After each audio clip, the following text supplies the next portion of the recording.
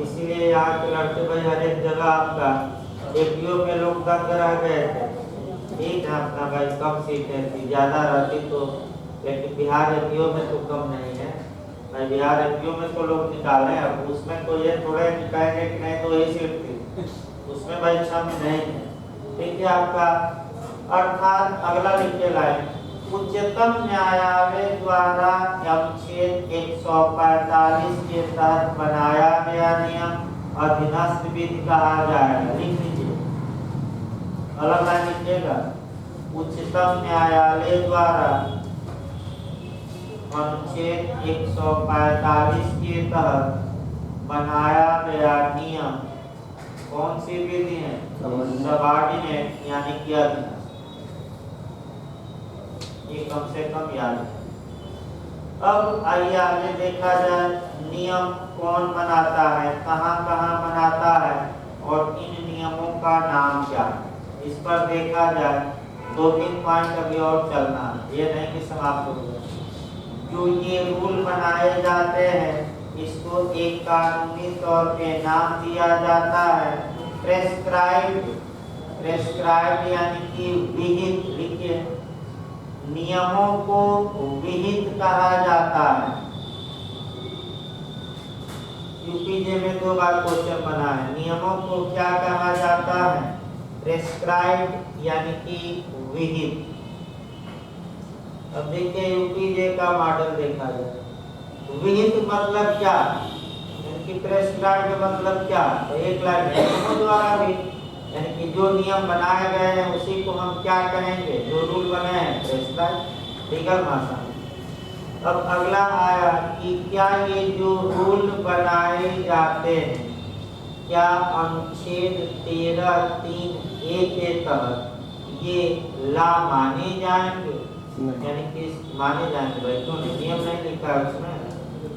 अभी संविधान में देखिए आप, अनुच्छेद 13(3) है, निकाल के तुरंत देखिए नियम 8 बातें विधि में समाहित है, तो क्या नियम लिखा गया कि नहीं? अनुच्छेद 13 निकालिए तुरंत भाई। अगर देखिए जरूरी नहीं है, संविधान है भाई, टेक्निकल क्वेश्चन ज्यादा चल रहे इस समय, तो आप तुरंत निकालिए। आर्टिकल 13 1(3) का ए, और उसमें विधि मतलब क्या हुआ बताया गया है, मतलब क्या, और 8 शब्द लिखे गए हैं। अगर नियम न लिखे गए हो तो आप बताइए लिखे गए कि नहीं नियम, खुद भी देखिए उससे अनंत काल तक तैयार रहेगा। यही नियम है कि आप खुद देखिए बेरेट में, और बेरेट में न लिखा हो तो हमें बताइए। 1% भले गलती हो जाए, लेकिन भाई इतना चांस नहीं है। आदमी मैंने गलती रहता है तो उसको देखवा लेता है या देख लेता है। तो नियम भी ला है। एक लाइन लिखिए, अनुच्छेद 13(3)(a) के तहत नियम को विधि माना जाएगा। ये नहीं कि कानून नहीं, अनुच्छेद 13(3)(a) के तहत नियम विधि माना जाएगा।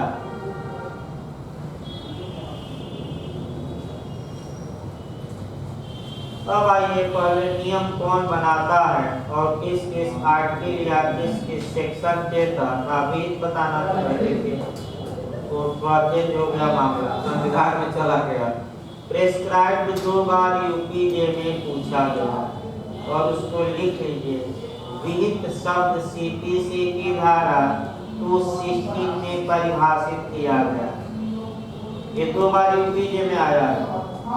विहित शब्द की परिभाषा धारा 2 के सीपीसी की धारा 2 के कोष्ठ में लिखिएगा 16, धारा 2 के खंड किसमें 16 में दी गई। ये 2 बार यूपीजे में आया है। सीआरपीसी में लिखे 2P, विहित शब्द कहाँ परिभाषित है? सीआरपीसी में 2P, टमाटर वाला। सीआरपीसी में एक लाइन लिखिए, कहाँ परिभाषित है? प्रेस्क्राइब्ड 2P, सेम परिभाषा है।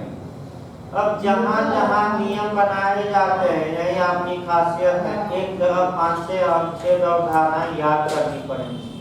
तो पहला देखा जाए संविधान में उच्चतम न्यायालय नियम बनाता है, ये बताया भी जाएगा, अभी शुरू होगा बैरेट 145। लेकिन आपका उच्च न्यायालय किस अनुच्छेद के तहत नियम बनाता है, अब वहाँ लिखिए अनुच्छेद 145 को हम बताएंगे। उच्च न्यायालय संविधान के अनुच्छेद 227 के तहत नियम बनाता है।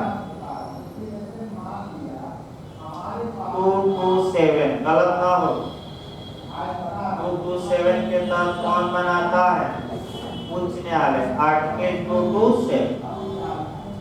अब आइए, राष्ट्रपति या राज्यपाल किस अनुच्छेद के तहत पब्लिक सर्वेंट के लिए या लोक सेवकों के लिए नियम बनाते हैं? तो अनुच्छेद 309। देखिए अनुच्छेद 309 के तहत, मैं पीडीएफ फाइल पढ़िए तो थोड़ा ऊपर देख लिया करिए कौन सा अनुच्छेद लिखा है। तो पीडीएफ फाइल भेजते हैं तो कम से कम एक बार अनुच्छेद लिखा रहता है।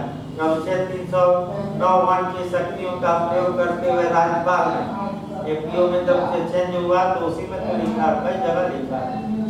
लिखिए राष्ट्रपति तथा राज्यपाल अनुच्छेद 309 के तहत लोक सेवकों के लिए नियम बनाते हैं। आर्टिकल किसमें 300, एक बार जाकर पूरा पीडीएफ को होगा तो देखिए किस अनुच्छेद के तहत 300 लिखिए। आगे देखिए भाई, अब आप आ जाइए सीपीसी की धारा के तहत उच्च न्यायालय सिविल मामलों के लिए नियम बनाता है, क्रिमिनल नहीं सिविल।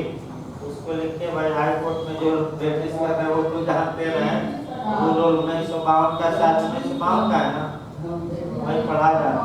इस अनुच्छेद के तहत धारा के तहत बनाया सिविल मामलों में, तो धारा को कम से कम याद रखिए।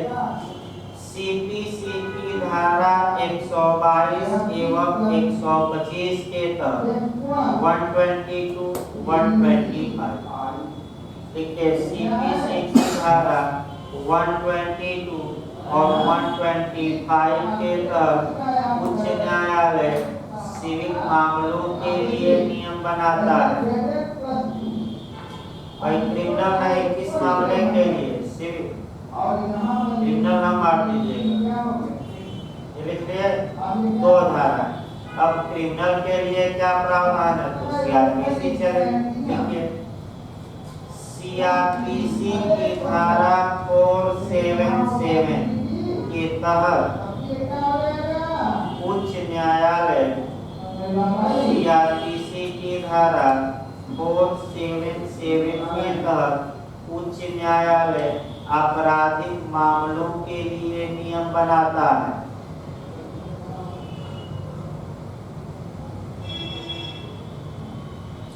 क्रिमिनल मामलों के लिए। अगला देखिए बैरक से किया, जो भाई सामान्य बातें हो गया, बैरक देखा जाए। देखिए हमसे 145 क्लास वाइज पढ़िएगा, मैं फिर बता दूं क्लास वाइज पढ़ना है। क्लास में क्या है वो स्पष्ट लिखवाया जाएगा और क्लास वाइज याद भी रखिएगा, ये नहीं कि पहला देखिए, संसद द्वारा बनाई गई किसी बिल के उपबंधों के अधीन रहते हुए उच्चतम न्यायालय समय समय पर राष्ट्रपति के अनुमोदन से न्यायालय की पद्धति और प्रक्रिया के साधारणतया विनियमन के लिए नियम बना सकेगा, जिसके अंतर्गत निम्नलिखित भी है। निम्नलिखित भी है मतलब ये लिखित नहीं है, इसके अलावा अन्य मामलों में भी सुप्रीम कोर्ट क्या बना सकता है? नियम। प्रक्रिया के लिए कैसे आएंगे, कैसे हम कार्य करेंगे, कैसे बैठक होगी, कैसे क्या होगी, इसके लिए रूल। लेकिन आपका 2 चीजें याद रखना है। अब आईएएस का क्वेश्चन देखिए, इसी पर कैसे बनाया। उच्चतम न्यायालय नियम बनाता है, संसद द्वारा बनाई गई बिल के अधीन रहते हुए।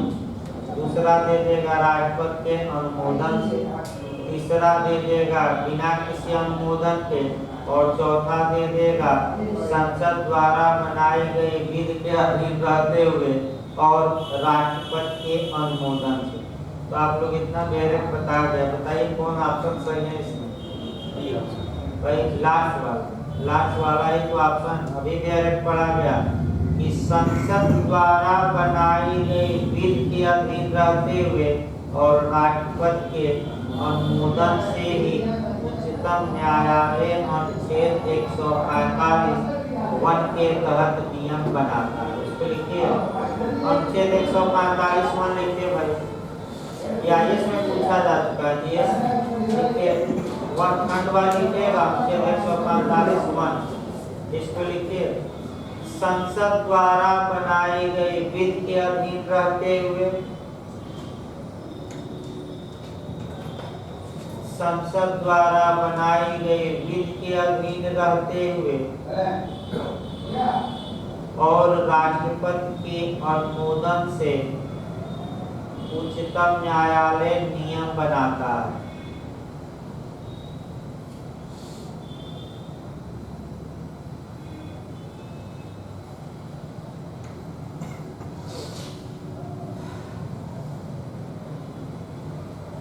तो अगला देखिए, किसके लिए नियम बनाएगा? क्लास 1 में कुछ लिस्ट दी गई है, वो पूर्ण नहीं माने इसके अंतर्गत निम्नलिखित भी है, यानी कि और भी हो सकता है, ये पूर्ण है।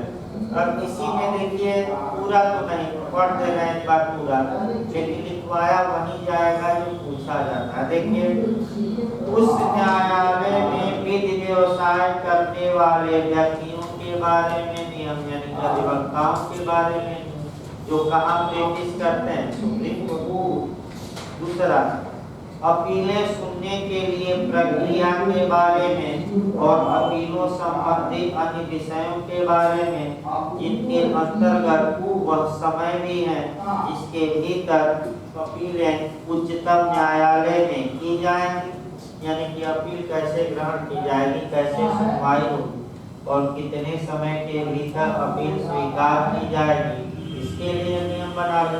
तीसरा देखिए, भाग 3 द्वारा, भाग 3 यानी कि मूल अधिकार, भाग 3 द्वारा प्रदत्त अधिकारों में से किसी का प्रवर्तन करने के लिए उस न्यायालय में कार्यवाहियों के बारे में नियम, यानी कि आर्टिकल 32 के तहत मूल अधिकार के लिए कोई आ रहा है तो क्या प्रोसीडिंग अपनाई जाएगी, इसके लिए नियम बना सकता है सुप्रीम कोर्ट। अगला आइए, अनुच्छेद 139 के अधीन उस न्यायालय में कार्यवाही, यानी कि मामला सुप्रीम कोर्ट अपने यहाँ मंगाता है या एक हाई कोर्ट से बताया गया था कहाँ ट्रांसफर करता है, दूसरे हाई कोर्ट, तो कैसे नियम चलेंगे ये। इसके बाद उस न्यायालय द्वारा सुनाए गए, देखिए भाई आपका अनुच्छेद 134 के खंड 1 के उपखंड सी के अधीन अपीलों को ग्रहण करने के बारे में नियम। फिर उस न्यायालय द्वारा सुनाए गए निर्णय या किए गए आदेश का जिन शर्तों के अधीन रहते हुए पुनर्विलोकन किया जा सकेगा, तो वे शर्तें, वे नियम बनाया जाएगा। फिर आपका आनुषंगिक खर्चे के बारे में नियम, हाँ जो महत्वपूर्ण है 6, यानी कि आपका जो सबसे महत्वपूर्ण पूछा जाता है वह आपका जी है, यानी कि अनुच्छेद 145 का क्लास जी क्वेश्चन बना कि जमानत मंजूर करने के बारे में नियम, ये लिख लीजिए अलग से लिखिए भाई। अनुच्छेद 145 जी के तहत ऐसे लिखेगा, अनुच्छेद 145 जी के तहत उच्चतम न्यायालय जमानत मंजूर करने के नियम बनाता है, जमानत मंजूर करने के नियम बनाता है और उन नियमों के तहत ही जमानत देता है। ये भी याद रखिए, पूछा गया था इंटरव्यू, और उन नियमों के तहत ही जमानत देता है। सर जो सीआरपीसी और जमानत है तो वो हाई कोर्ट के लिए लागू होगा? हाँ, सुप्रीम कोर्ट में अलग है, अलग नियम बनाता है कैसे हम जमानत देंगे। ये सीआरपीसी हम सुप्रीम कोर्ट उसमें कहा, सीआरपीसी हाई कोर्ट करते हैं। सुप्रीम कोर्ट 145 के तहत अपना अलग ही रूल बनाता है। अगला देखिए भाई, अब ये है कि अपील का संक्षिप्त उदाहरण ये नहीं, अंतिम महत्वपूर्ण है खंड। अनुच्छेद 317 के खंड 1 में निर्दिष्ट जांचों के लिए प्रक्रिया के बारे में, यानी कि जो लोक सेवा आयोग, देखिए आपका मैं बता दूं, योगी जी बहुत प्रयास किए कि उत्तर प्रदेश लोक सेवा आयोग के अध्यक्ष को हटा दिया, लेकिन हटा नहीं पाए, क्योंकि इसके लिए आपका प्रक्रिया ये है कि उच्चतम न्यायालय से जांच करानी पड़ेगी। किससे? तो अनुच्छेद 317(1) के तहत जांच कैसे होगी? संघ लोक सेवा आयोग या राज्य लोक सेवा आयोग के सदस्य अध्यक्ष के बारे में, कदाचार के बारे में, इसके लिए सुप्रीम कोर्ट नियम बना सकता है। इस अनुच्छेद में आपका 145 भाई महत्वपूर्ण है, ये अंडरलाइन मेरे में कर लीजिए। ये खंड 2 देखा जाएगा।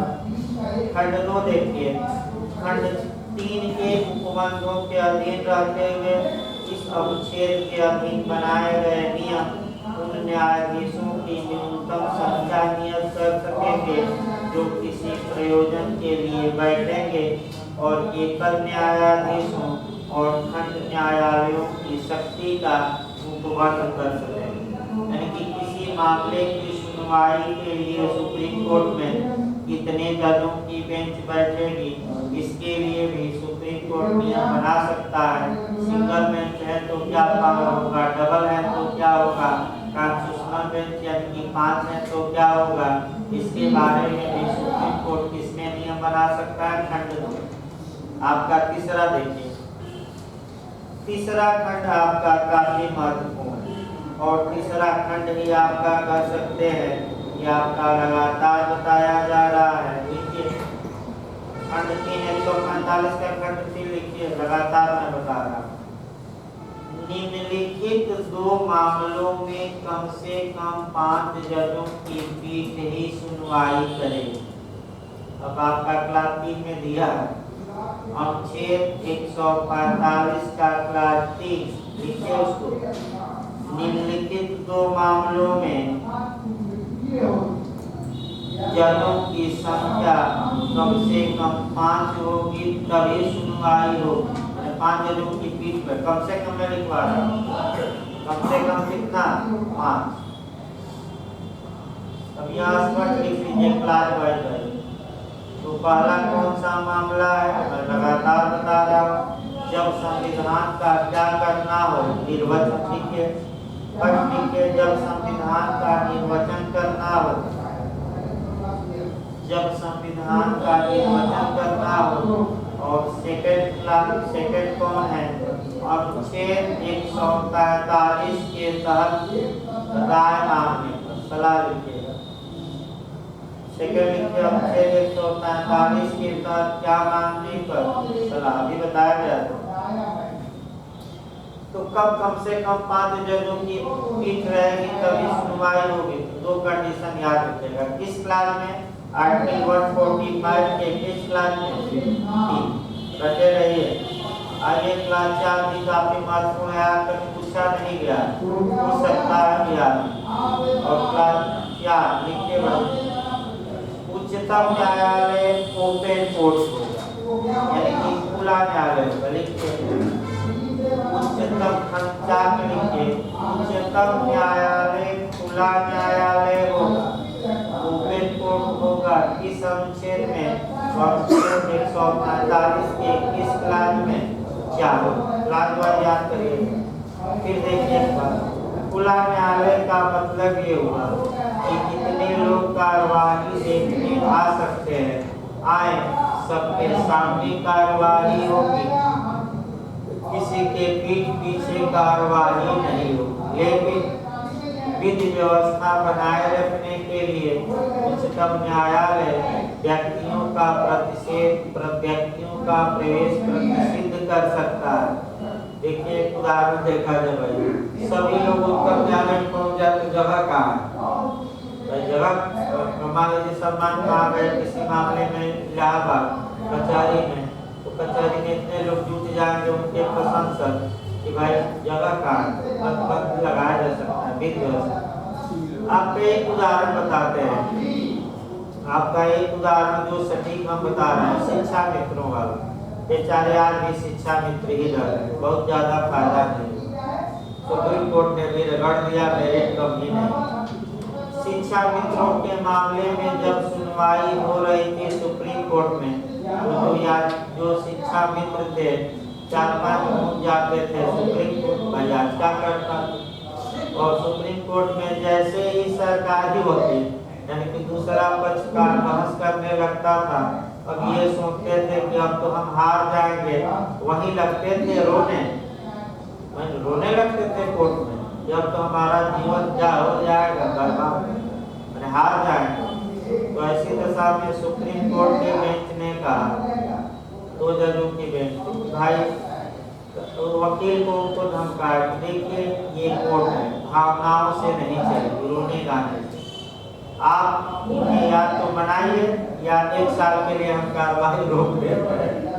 ये सुप्रीम कोर्ट ने कहा या तुम कार्रवाई रोक दे, तब जाकर आपका वकील साहब कहे कि बाहर रहिए, तब जाकर मामला आगे सुनवाई पर लगा, यानी कि कोर्ट प्रतिबंधित लगा सकती है। अब यही क्वेश्चन आपका पूछा जाता है, वो लेट करके अच्छे से तैयार रखना। देखिए संविधान में अब तक कभी क्वेश्चन नहीं है पूछा गया, लेकिन चांस पूरा सीआरपीसी और सीपीसी में पूछा जा चुका है। और दोनों धाराएं जरूर याद रखिए। लिखिए सीपीसी की धारा 153B में यह प्रावधान किया गया है, ऐसे लिखिएगा भाई 153B कैपिटल B या 153 हिंदी में लिखना है तो ख लिखिएगा, स्मॉल में न लिखिएगा, नई धारा। ये क्वेश्चन आजकल बन रहा है। देखिए सीपीसी की धारा 153B में यह प्रावधान किया गया है कि सिविल न्यायालय, खुले न्यायालय, ओपन कोर्ट, ये उत्तराखंड 2 बार रिपीट किया है, बिहार में चांस है, हो सकता है इस बार बना ही दे। और देखिए अब लोग कहते हैं कि लग रहा है हम लोग सबकी सेटिंग है, सेटिंग नहीं है, किसी आयोग से। आयोग पिछली बार ये बनाया है तो अब अगली बार क्या सोच सकता है, तो आयोग की सोच के बराबर जब तक आपकी सोच नहीं रहेगी तब तक आप आयोग से टक्कर नहीं ले सकते। और दूसरे टीचर यही सब नहीं बता रहे हैं, इसीलिए वहाँ के लड़के काफी ही नहीं निकाल पा रहे हैं। एक भी इसका उदाहरण है, और बिहार में भी उदाहरण मिलेगा। पुराने लोग बहुत अच्छे से लगे, लॉकडाउन का खूब उपयोग किए। एक लेक्चर नोट्स पुराने लोग नहीं ले गए, हमारे बाहरी लोग भर ले गए। पुराने लोग 90% लोग तो लिख लिए। लॉकडाउन में एक शब्दों को जो लेक्चर के निकाम से दिया गया सब लिख डाले, वो लोग नोट्स नहीं ले गए, बाहरी लोग आकर ले जा रहे हैं।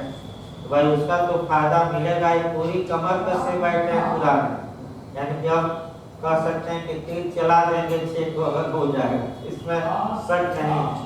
तो आगे देखिए यही क्वेश्चन 2 बार उत्तराखंड में आया और ज्यादा लोग गलत करके आए। सिविल न्यायालय खुला न्यायालय होगा सीपीसी में की धारा में 153, और क्रिमिनल कोर्ट भी ओपन कोर्ट होगा, खुला न्यायालय होगा, ये सीआरपीसी में जाएगा। और सीआरपीसी की धारा 327 लिखिए, सीआरपीसी की धारा 327 के तहत आपराधिक न्यायालय खुले न्यायालय होंगे। एक क्वेश्चन चांस रहता है यहाँ से 3, फिर मैं भाई बता रहा हूँ, देखिए कैसे आपको आंसर देना है। यदि संविधान में पूछे कि उच्चतम न्यायालय खुला न्यायालय होगा, ये कहाँ दिया गया है, तो एक अनुच्छेद 145 के किसमें 4। अगर सीपीसी में पूछ ले कि सिविल न्यायालय खुला न्यायालय होगा, तो सीपीसी की धारा 153 किसमें क या बी कैपिटल नहीं धारा। और यही सीआरपीसी में यूपी में कई बार आया है, तो कौन सी धारा हमारे देश क्रिमिनल कोर्ट खुला कोर्ट होगा, ओपन कोर्ट होगा, तो सीआरपीसी की कौन सी धारा आपका 326 327 327 गलत ना हो। हाँ वो अलग बात है कि कुछ मामलों में बंद कमरे में कार्रवाई होती है, अपवाद में नहीं जाना। कोई हम ये नहीं कि 327 बता रहे हैं, बस एक लाइन। अगला खंड देखिए बस खत्म हो गया। चौथा के बाद पांचवा देखिए। उच्चतम न्यायालय द्वारा प्रत्येक निर्णय और ऐसे प्रत्येक राय मामले की सुनवाई में उपस्थित न्यायाधीशों की बहुसंख्या की सहमति से दी जाएगी, अन्यथा नहीं। इस खंड की कोई बात किसी ऐसे न्यायाधीश को जो सहमत नहीं है अपना विसम्मत निर्णय या राय देने से निवारित नहीं करेगी। यानी कि सुप्रीम कोर्ट में जो भी फैसला होगा मेजॉरिटी से होगा, बहुमत से होगा। जैसे कि 5 जज हैं तो 3-2 हो गया, 4-1 होगा, भाई इससे ही तो फैसला होगा। सुप्रीम कोर्ट में फैसला बहुमत से होगा। कौन सा अनुच्छेद कह रहा है? अनुच्छेद 145 का कौन सा क्लास 5। और अगर कोई अपना अल्पमत में निर्णय देना चाहता है, विपरीत किसी जज की राय है, तो क्या वह विपरीत निर्णय दे सकता है? नहीं दे सकता। जैसे केशवानंद भारती में 7-6 से निर्णय आया, यानी कि 7 जज पक्ष में थे लेकिन 6 जज भी क्या थे? विरोध। अगर एक उधर लुढ़क जाता तो ये निर्णय आता ही नहीं। लेकिन वही एक बहुसंख्या से आएगा, तो बहुसंख्या है तो वो फेवर में निर्णय आएगा। जैसे कि आपका ट्रिपल तलाक पर 3-2 से निर्णय आया, अगर एक जज इधर उधर हो जाता तो निर्णय विपरीत हो जाता। आपका ये भी याद रखें, एक जज भी इधर उधर हो जाता तो निर्णय क्या होता। अब क्या जो असहमत हैं व्यक्ति, जज क्या वह अपना अल्पमत में निर्णय दे सकता है? दे सकता है, इसमें कोई शक नहीं। हाँ, लेकिन वह प्रवर्तित नहीं होगा क्योंकि वह कैसा निर्णय है? अल्पमत में भी निर्णय दिया जाता है लेकिन वह लागू नहीं होगा। अब एक क्वेश्चन यहाँ इंटरव्यू में पूछा गया था कि कौन न्यायालय था जिसके अल्पमत के निर्णय प्रकाशित नहीं होते थे? तो वह निर्णय था इंग्लैंड का प्रिवी काउंसिल। कौन था? Privy council. क्यों? क्योंकि वह एक सलाहकारी परिषद थी, न कि न्यायालय।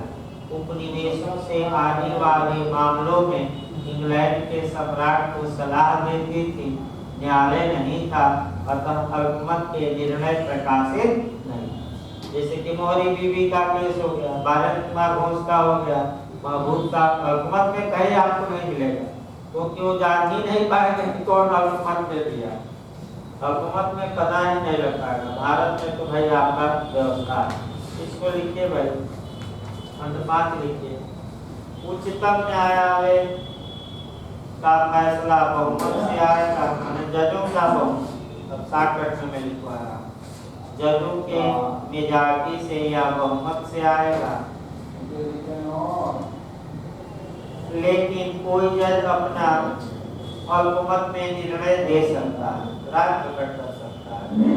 राय का मतलब 143 के कारण राय लिखी गई और कोई मतलब नहीं, क्योंकि वहाँ लेकिन कोई जज अपना अल्पमत में निर्णय दे सकता है, इसमें कोई शक नहीं। लिखिए बहुमत से अल्पमत। जो क्वेश्चन यहाँ बना उसको देखा जाए।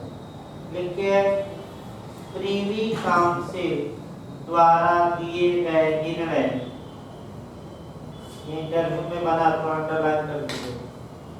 प्रिवी काउंसिल द्वारा दिए गए निर्णय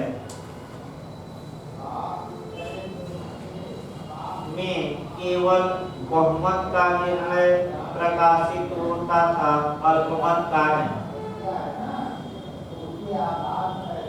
केवल बहुमत का निर्णय प्रकाशित होता था, अल्पमत का नहीं। क्योंकि प्रिवी काउंसिल नियमित न्यायालय न होकर एक सलाहकारी परिषद थी। क्योंकि प्रिवी काउंसिल नियमित न्यायालय न होकर एक सलाहकारी परिषद थी जो इंग्लैंड के उपनिवेशों से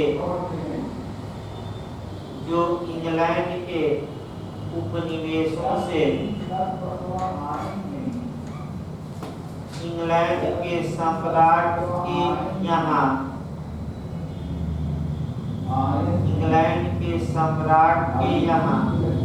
आने वाली अपीलों में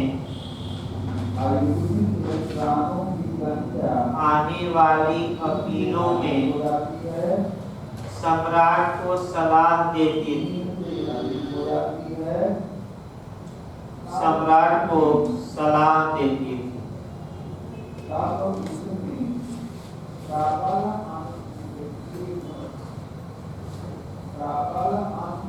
तब आइए अनुच्छेद 146 अब जो भी अनुच्छेद बचे हैं समाप्त किया जाए 2-4-5 मिनट समाप्त किया जाए ताकि हाई कोर्ट शुरू किया जाए।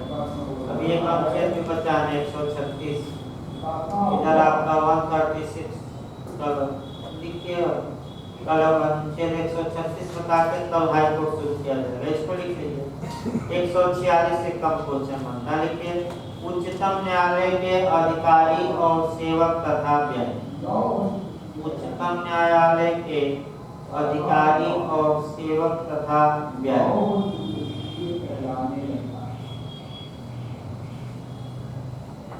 तो बस एक लाइन उच्चतम न्यायालय में अधिकारी और सेवक कौन नियुक्त करता है? तो उच्चतम न्यायालय का मुख्य न्यायमूर्ति या उसके द्वारा प्राधिकृत कोई अन्य न्यायाधीश। इनका वेतन भत्ता पेंशन कहाँ